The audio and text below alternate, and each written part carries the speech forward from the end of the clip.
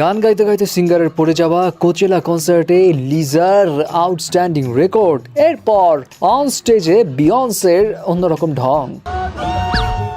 Not only that, Coachella ইভেন্টে Justin Bieber পড়েছে ফাপড়ে তার প্যান্টের জন্য, অ্যান্ড 26 বছরের ছোট অ্যানা ডি আর্মাসের সঙ্গে কি প্রেমে মজল টম ক্রুজ, ভিডিওতে একখানা ভাইরাল।